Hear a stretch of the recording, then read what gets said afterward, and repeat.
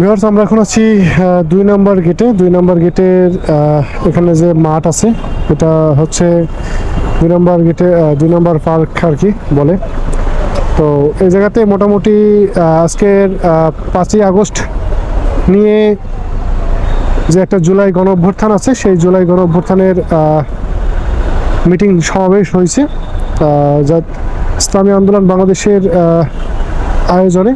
তো তারা এখানে দেখলাম যে স্টেজের মধ্যে নামাজ আদায় করতেছে, কিন্তু তাদের সামনে অনেক মানুষ আছে যারা বসে আছে, হুজুররা অনেকেই আছে, বাট সাইডেও মনে হয় কয়েকজন নামাজ পড়তেছে। জিনিসটা খুব ভালো লাগছে, যারা নামাজ পড়তেছে, যারা মূলত নামাজ পড়ে তারা সব জায়গায় নামাজ পড়ার চেষ্টা করে। আবার কিছু কিছু মানুষ আছে হয়তো মানুষকে দেখানোর জন্য করতে পারে, তবে আল্লাহ ভালো জানে কার মনে কি আছে কিংবা কে কি মনে করে নামাজ আদায় করতেছে, আল্লাহ তাআলার ইবাদত করতেছে।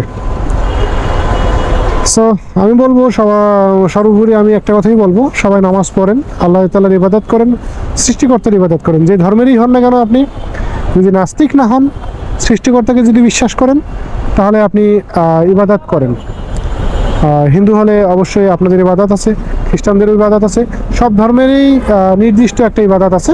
আপনারা ইবাদতগুলো করেন, তাহলে কি হবে, আপনার আত্মা তৃপ্তি পাবে। ইবাদতগুলো করতে হয় আত্মার জন্য, আমরা আত্মার শান্তির জন্য করি।